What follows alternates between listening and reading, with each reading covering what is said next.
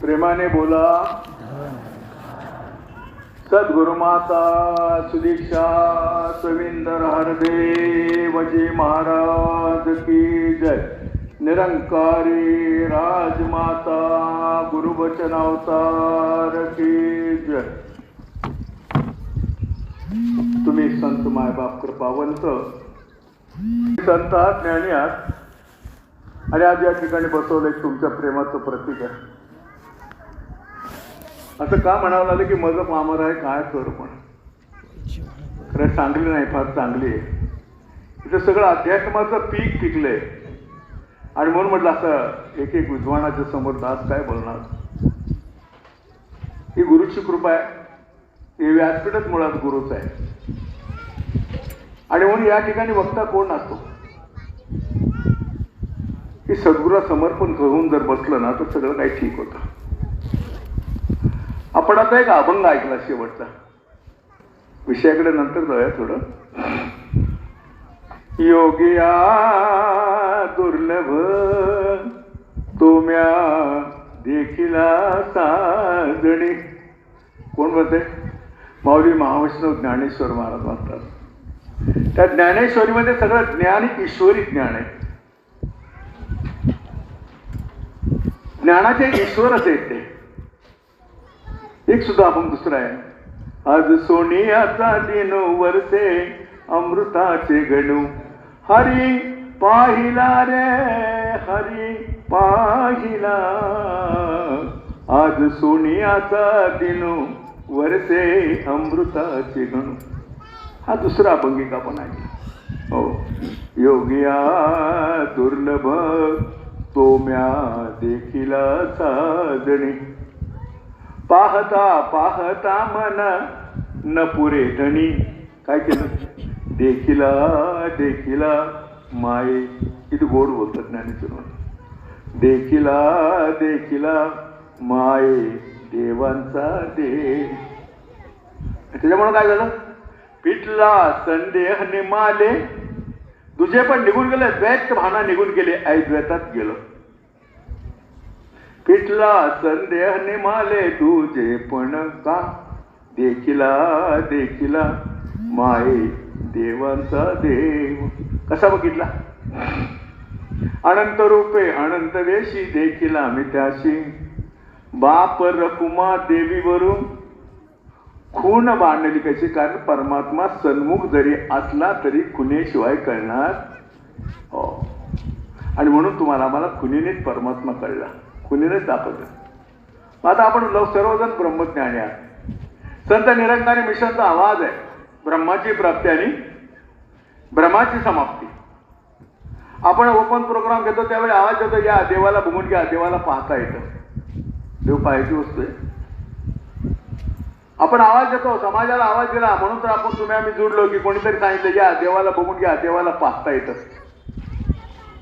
आता मी एक प्रश्न विचारतो की ज्यांनी ज्यांनी देवाला पाहिलंय त्यांनी हात वरती करा बरं. 2 मिनिटं घेतो जरा. ज्यांनी ज्यांनी देवाला पाहिलं त्यांनी हात वरती करा. इथं मग समजून जाईल मग एवढ्या लोकांनी पाहिलंच नाही. पाहिलं ना देवाला, मग त्यात संकोच कसला. एवढं जगाला आवाज येतो आम्ही देवाला बघितलंय, तुम्ही देवाला बघून घ्या. मी सांगितलं ज्यांनी ज्यांनी देवाला बघितलं त्यांनी हात वरती करा. का नाही हात वरती झाले?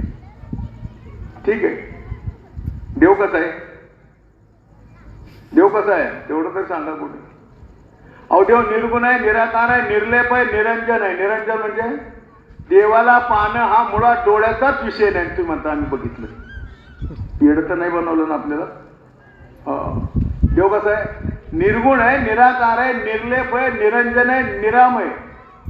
काल होता आता आणि उद्या रिटायर होणार नाही, उद्या असणार. हा डोळ्याचा विषय नसताना तुम्ही कसं काय हात वरती केला की आम्ही देवाला पाहिलं म्हणून. पण एवढे हात वरती झाले याचा अर्थ तिथं खोटं तर नक्कीच नाही ठरू शकत. याचा अर्थ देवाला पाहता येतं. पण कसं पाहणं कशाचा गुणधर्म आहे? हा, पाहणं कशाचा गुणधर्म आहे? डोळ्याचा गुणधर्म आहे.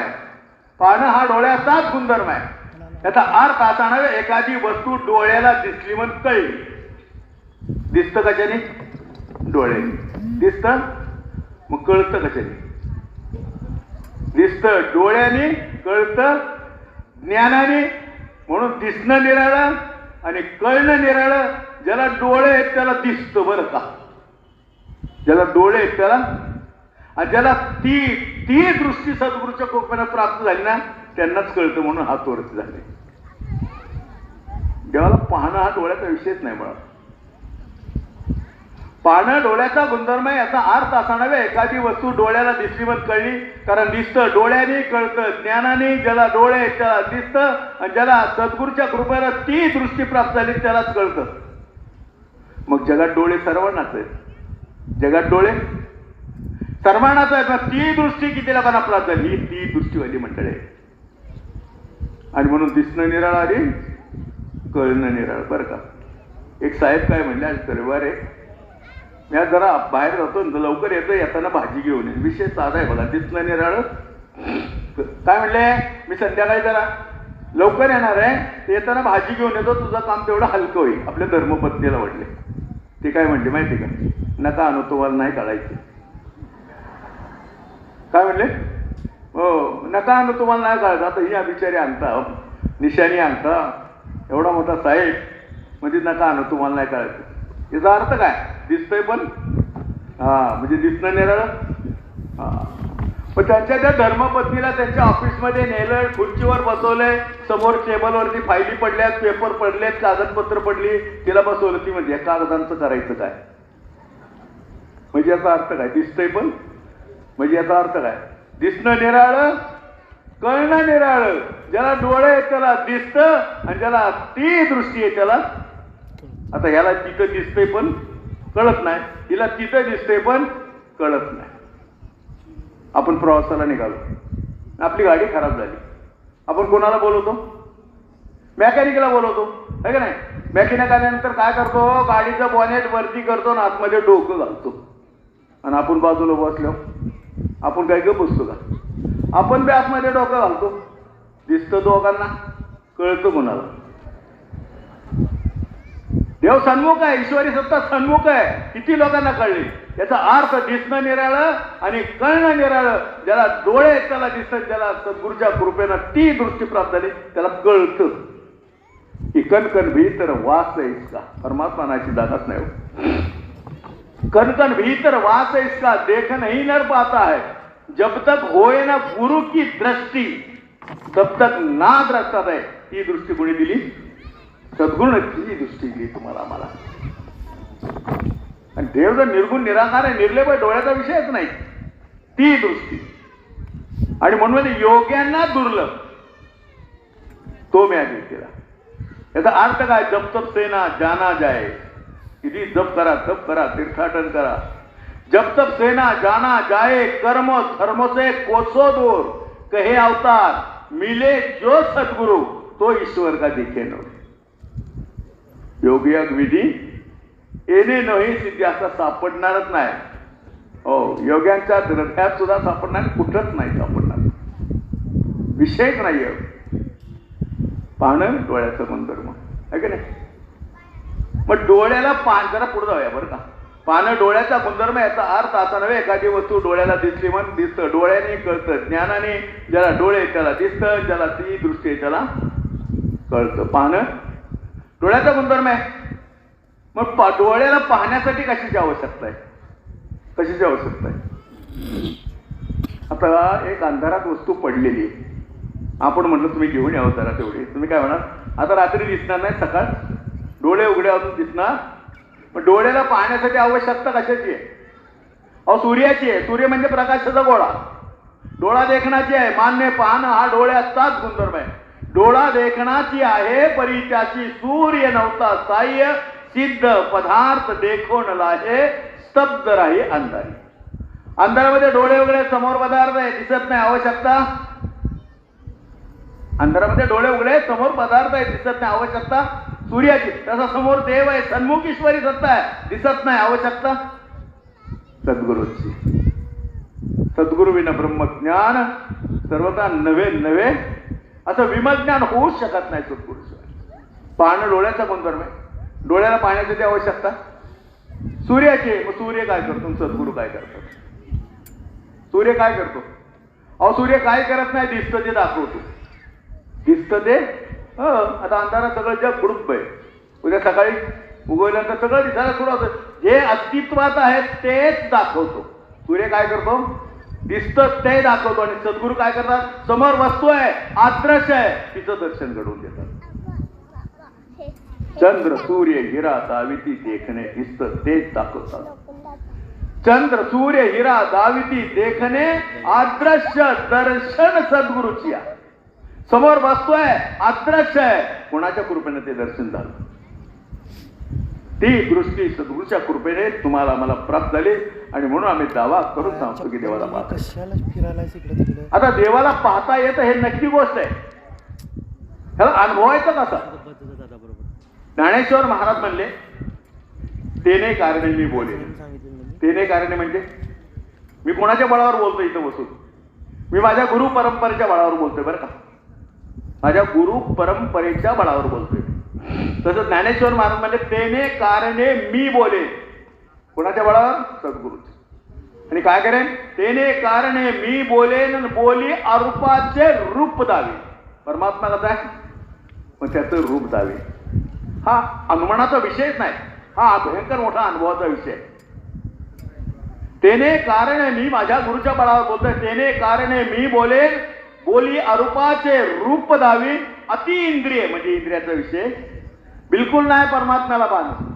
मन बुद्धी से परे है देखा, कोटी कोटी प्रणाम. तेने कारणे मी बोलेन, बोली अरूपाचे रूप दावे. अति इंद्रिय, इंद्रियांच्या पलीकडचा परमात्मा. अति इंद्रिय परी भोगवेन, इंद्रिया करवे त्याला भोगता येते. आहे का नाही. मन म्हणतात हा परमात्मा आहे, हात म्हणतात असा परमात्मा आहे, डोळे म्हणतात समोर परमात्मा आहे. आहे का नाही.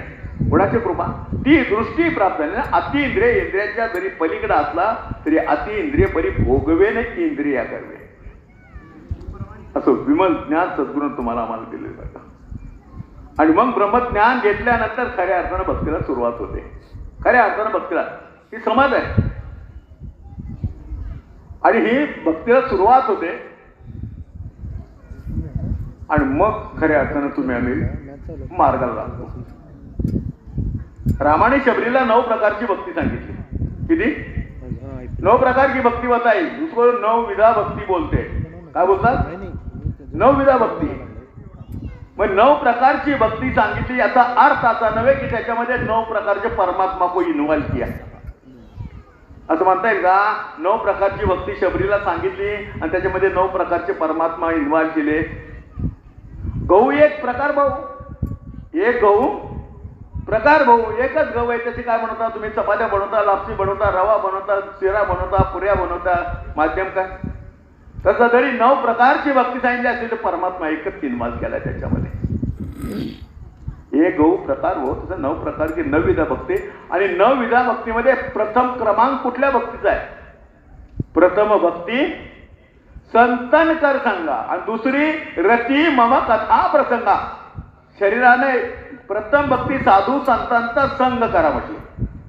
सद्गुरू भावाच्याकडे कोणी घेतं, भावाजी नेहमी म्हणते महापुरुष सत्संग किया करो. काय ताकद आहे सत्संगामध्ये. सत्संग, सद्गुरू आणि निराकार ही 3 नावं वेगळी आहेत पण एकच सत्य आहे बरं का. जी ताकद निराकारामध्ये आहे तीच ताकद सद्गुरूमध्ये आहे, तीच ताकद या सत्संगमध्ये. तुम्हाला जेही प्राप्त होईल ती इथून होईल, सत्संगामध्ये प्राप्त होईल. हो. आणि म्हणून प्रथम भक्ती संतन कर सांगा. पहिली भक्ती कुठली आहे, साधू संतांचा संग करा. प्रथम भक्ती संतन कर सांगा. दुसरी रती मम कथा प्रसंगा. शरीरानं या ठिकाणी बसलेलो आहोत आणि जर मनानं कुठं जरी बाहेर असेल तर त्याला सत्संग नाही बोलू शकत. मन से रुचि लेना, जहां पर परमात्मा का गुणानुवाद हो रहा है, स्तुति हो रहा है, उसके अंदर मन से रुचि लेना, उसको सत्संग बोला है. नाही तर शरीराने इथं बसलोय मन कुठं तरी बाहेर भटकते त्याला सत्संग म्हणत नाही. प्रथम भक्ती संतन कर संगा. दुसरी रती मम कथा प्रसंगा. तिसरी गुरु पद पंकज सेवा. तिसरी भक्ती अमान. बस गुरुचा आदेश, साक्षात भगवंताचा आदेश, परमात्म्याचा आदेश. सद्गुरूनं कृपा केली. तुम्हाला आम्हाला 9 प्रकारची भक्ती नाही सांगितली ब्रह्मज्ञान दिल्यानंतर. त्या 9 प्रकारच्या भक्तीचं डिवायडेशन केलं. सेवा, सत्संग आणि सिमरन. कशामध्ये डिवायडेशन केलं.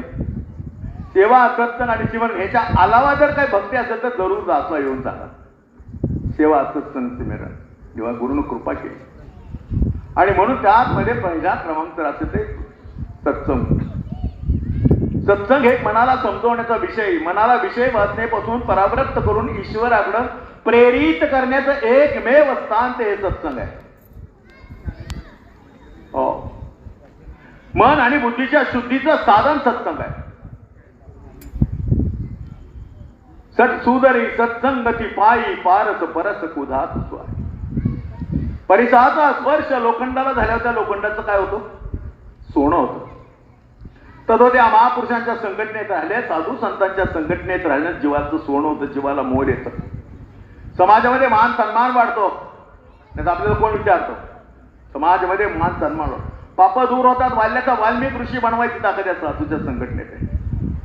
हो, गंगा पापम शशी तापम दैन्य कल्प द्रमोस्तया पापम तापम च दैन्य हरेत साधू समागम. म्हणे गंगेमध्ये आंघोळ केली तर पाप धुवून जातात. चांगली गोष्ट आहे ना.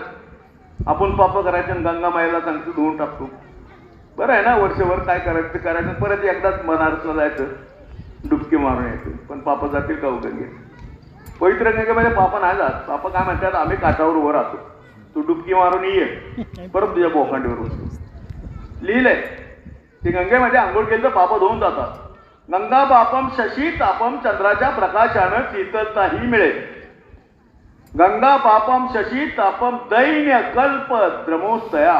कल्प वृक्षाखाली बसल्यानंतर म्हणे दरिद्री सुद्धा निघून जाईल.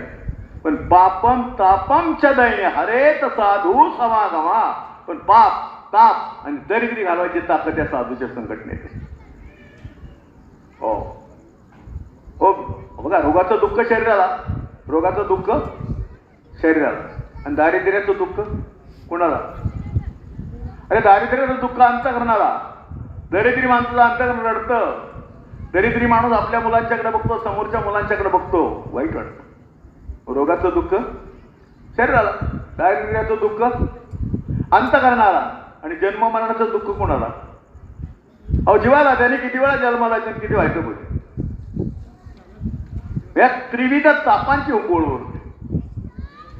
आणि म्हणून साधूच्या संघटनेत राहिल्यानंतर पाप, ताप, दैन्य, जाय, उठा उठी शब्द वापरलाय.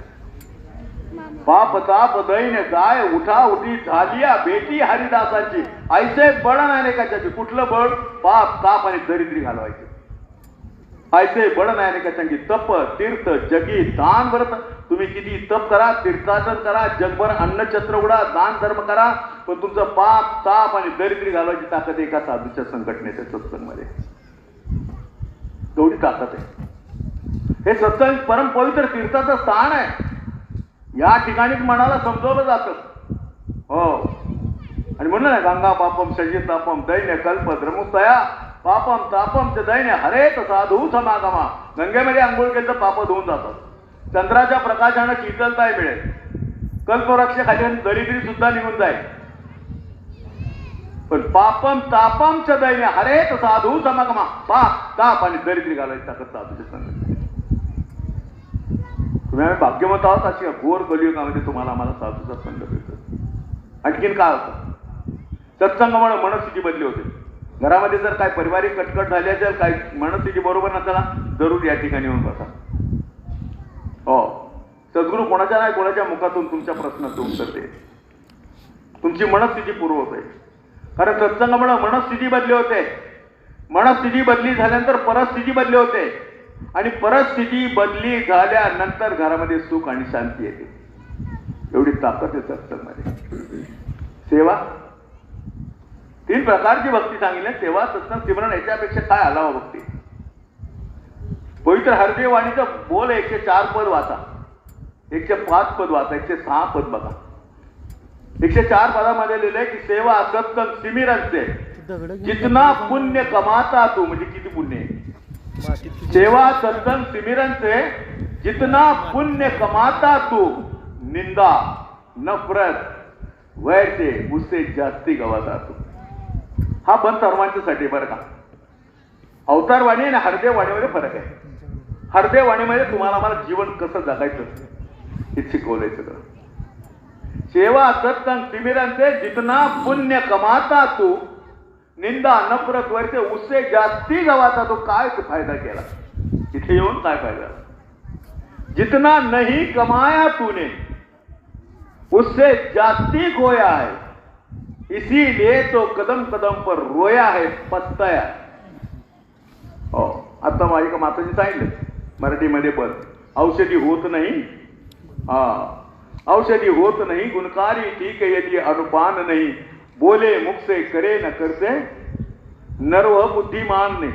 हो डॉक्टर चांगला आहे, दिलेलं औषध निधन करून दिलंय. डॉक्टर कसं आहे? डॉक्टर चांगला आहे, दिलेलं औषध निधन करून दिले, आम्ही वेळेवर घेतो सुद्धा. मग तब्येत का सुधारत नाही? खोट डॉक्टरमध्ये, औषधामध्ये, आमच्या घेण्यामध्ये का तब्येत सुधारत नाही? मग औषधी होत नाही गुणकारी. डॉक्टर चांगला आहे, दिलेलं औषध निधन करून दिले, वेळेवर घेतो, तब्येत सुधारत नाही का? डॉक्टरनं सांगितलं बाहेरचं काय खाऊ नका. काय सांगितलं? हो, पथ्य पाळायला पाहिजे ना, नाही तर औषध कसं गुणकारी होईल? मग आम्हाला पडले बळण, राचाविले म्हण, लागलीची गोळी. बरेच दिवस बाहेरचं खाल्लंच नाही म्हणला. रस्त्यात चालला होता, नेमका खमंग वास येत होता. गेला हॉटेलमध्ये, वेटरला होतो गरम गरम काय म्हणलं, आताच बटाटवडा काढलाय, मला एक प्लेट द्या. बाहेरचं खाल्लं नाही बरेच दिवस. आणखीन गरम गरम काय म्हणला, समोसा आहे, मला एक प्लेट द्या. बटाटवड़ा लिया, समोसा लिया, बटाटवड़े का ऊपर का छिलका निकाला और अंदर का मसाला खाया. समोसा का भी ऊपर का छिलका निकाला, अंदर का मसाला खाया. वेटर बघत राहिलं, मला अजब माणूस आहे. शेवटी मला भाई साहब क्या बात है, आपने सब ऊपर का निकाला और अंदर का खाया. बोले क्या करेगा, डॉक्टर बोले बाहर का नहीं खाना. जर आम्ही आमच्या मनाला असं समजावत असेल तर मग औषधी गुणकारी नाही. हो, राजमाता जी के पास एक महात्मा गया. महात्मा माता जी का राजमाता जी का दर्शन लिया तो उसका विवेक जागृत हो गया. पता है माता जी, मैं सेवा करता हूँ, सत्संग करता हूँ, सिमरन भी करता हूँ, मगर मेरे घर के अंदर की बीमारी नहीं जाती. जब मैं बीमारी से होता तो बच्चा बीमार हो जाता है, बच्चा बीमारी से होता है तो औरत बीमार हो जाती है, औरत बीमारी से होता है तो मैं बीमार हो जाता हूँ. मेरे घर के अंदर की बीमारी ही नहीं जाती. तो राजमाता जी म्हणते, महात्मा ये दर है ना, ये दर सुख देने वाला दर है. ये दर सुख देने वाला. यदि आप सुखी होना चाहते हो तो गुरु को घर में ले आओ. क्या बोले?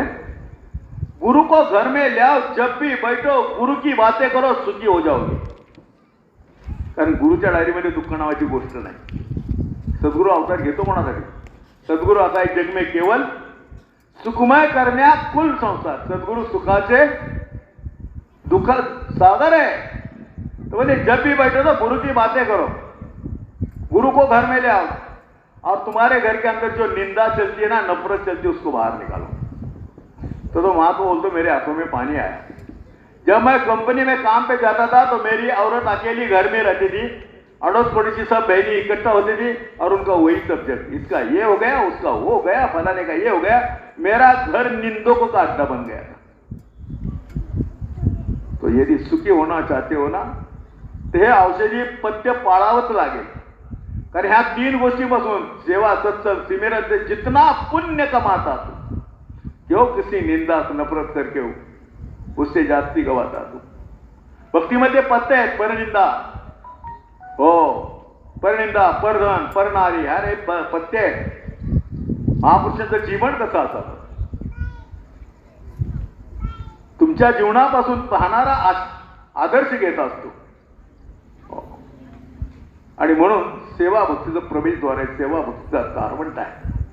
ते ज्ञान पैगा भरवे तरी मणी आती आणावे, तरी संता या बजावे सर्वस्वाची. सर्वस्वाची म्हणजे तनानी मनानी आणि का, जे ज्ञानाचा पुरुषा ते सेवा हा दारवंटा. अरे भक्तीचा प्रवेशद्वार सेवा आहे.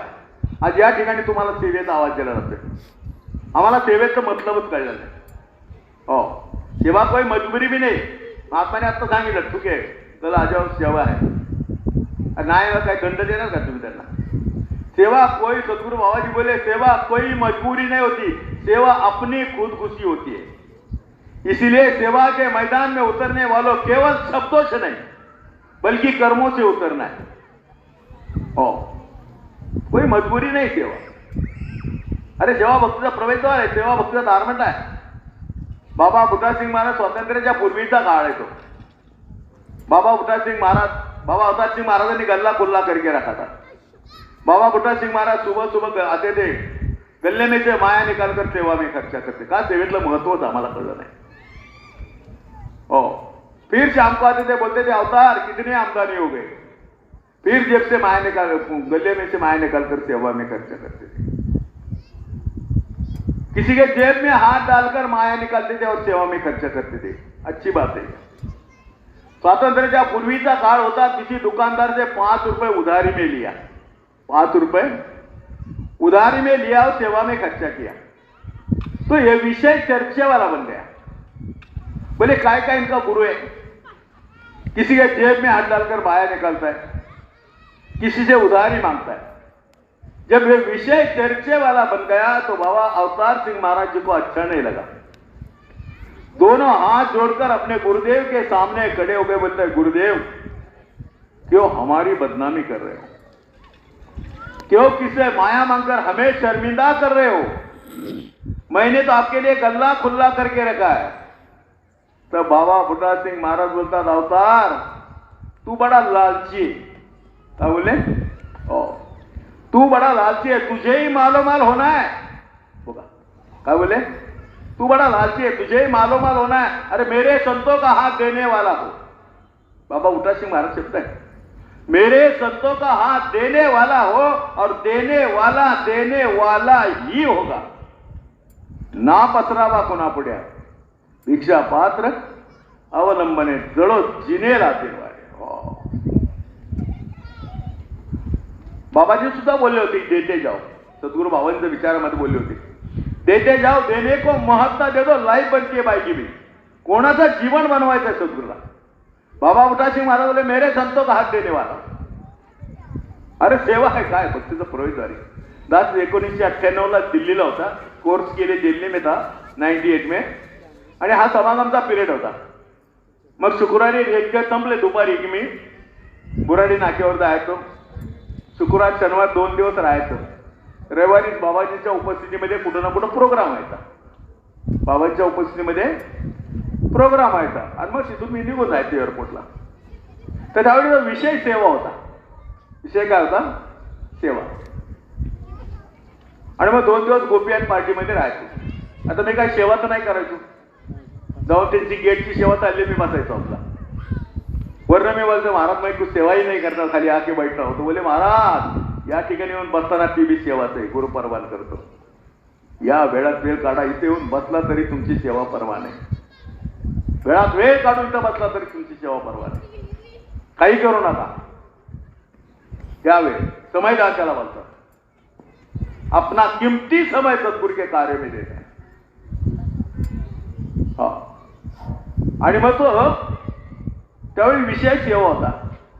बाबांच्या उपस्थितीमध्ये कार्यक्रम व्हायचा ना, एक महात्मा माइक के सामने आया और उसने अपना सेवा के बारे में जो बोला.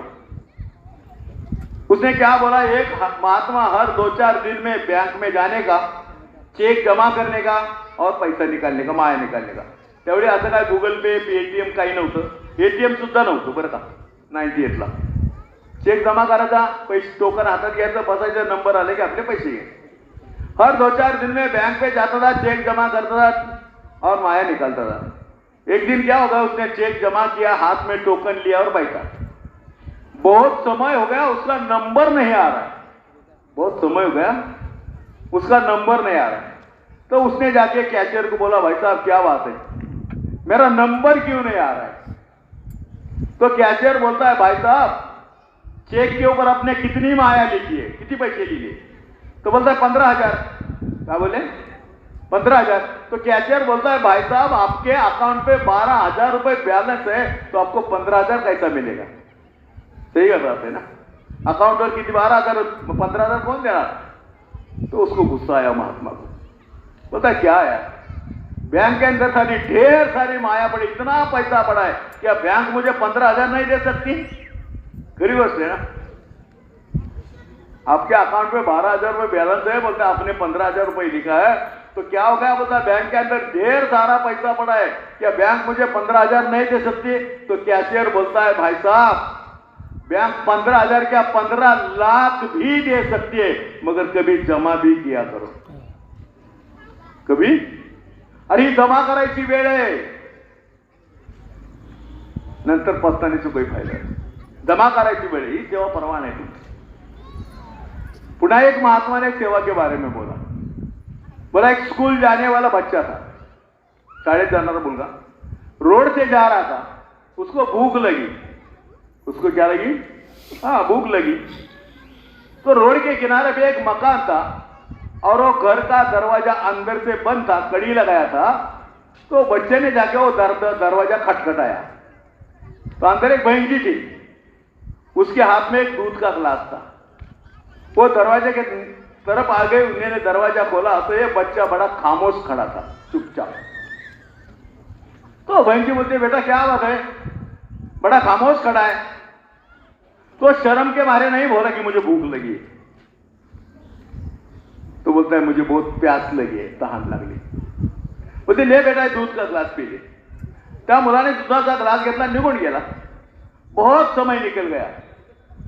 ये बच्चा तब तक एक अच्छा नामांकित डॉक्टर बन गया, स्वतःचा दवाखाना खोला. तब तक ये बहन की उम्र वाली हो गई थी, महातारी हो गई, बुढ़ी हो गई और कुछ बीमारी हो गई. तो बीमारी का इलाज करने के वो अस्पताल में एडमिट हो गए. जब डॉक्टर चेक करने के लिए आया, डॉक्टर ने गौर से देखा तो बोलता है वही माता जी है. क्या बोले? वही माता जी है. उन्होंने एक गिलास दूध पिलाया था. उन्होंने खूब सेवा की, बीमारी का इलाज भी अच्छे ढंग से करवाया. माता जी की तबियत चांगली झाली, बीमारी का इलाज भी अच्छा हो गया. डॉक्टर नहीं छोड़ रहा है. वो मन में कोस रहे क्या बात है, बिल बढ़ाने के लिए तो नहीं डॉक्टर ने मुझे रखा. जब डॉक्टर की अपनी तसल्ली हो गई तो वो डॉक्टर बोलता है माता जी अभी आपके बीमारी का इलाज बहुत अच्छा हो गया, आपका तबीयत ठीक ठाक हो गए, आपको आज डिस्चार्ज दिया, काउंटर से बिल ले लेना. आता बिलाचं नाव काढलं. आणखीन घाबरली, म्हणजे काय माहिती किती बिल झाले आणि किती नाही. वो डर डर के काउंटर के तरफ गई, हाथ में बिल लिया और बिल के तरफ गौर से देखा. टोटल सगळी उसके ऊपर लिखा था 1 गिलास दूध की सेवा में. अंदाजे सांगा मला प्रो. काय लिहिलं होतं? नाही अंदाज सांगा. 1 गिलास दूध 5,000 आहे आणि ही किती?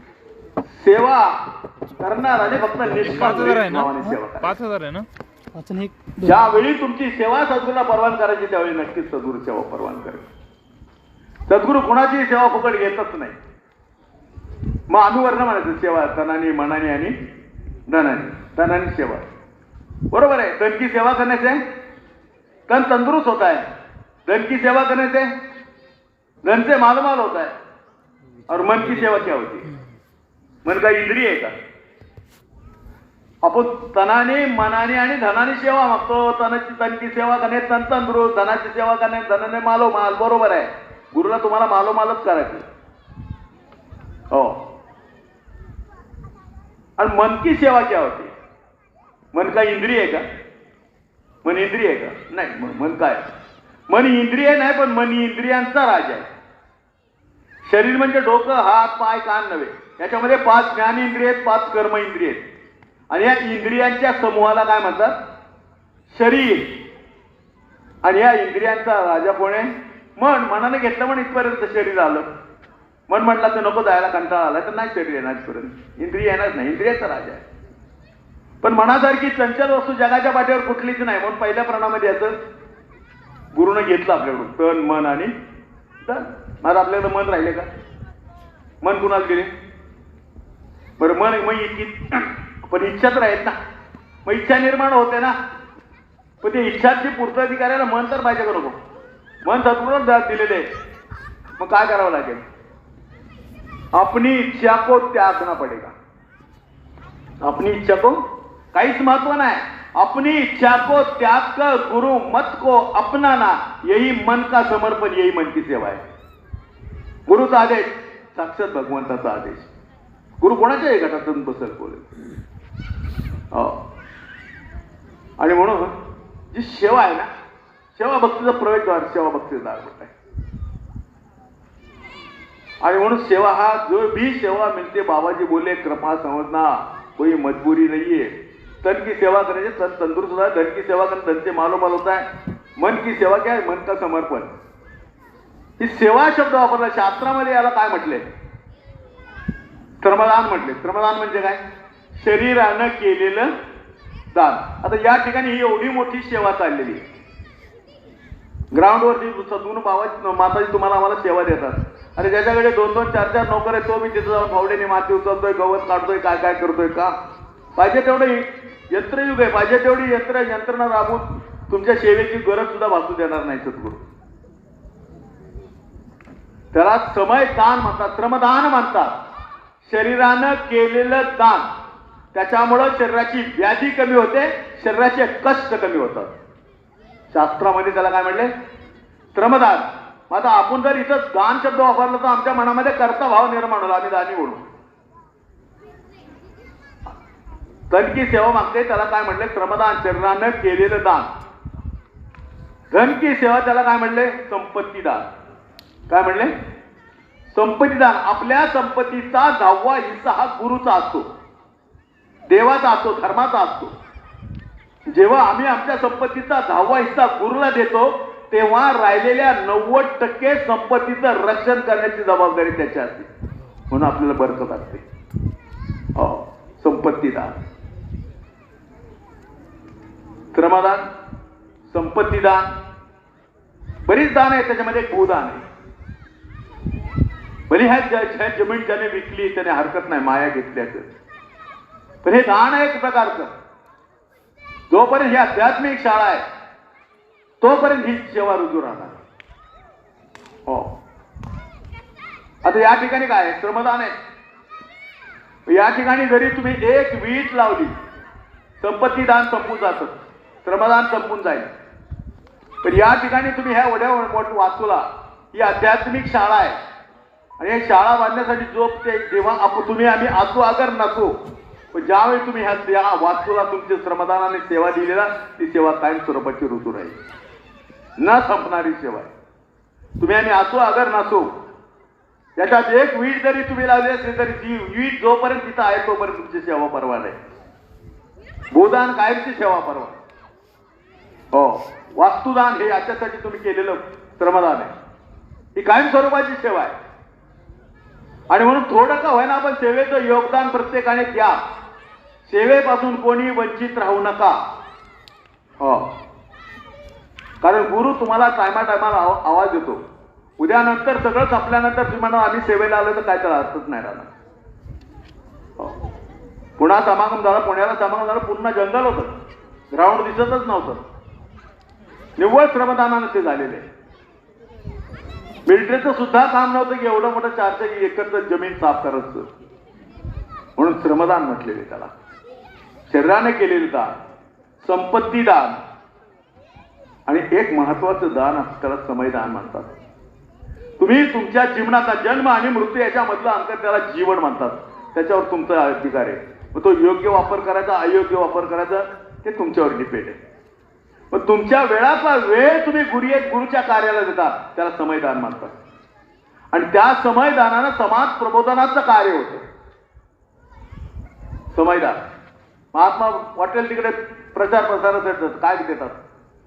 आपली वेळ देतात, समय देतात, आणि त्या समयदानानं समाज प्रबोधनाचं कार्य.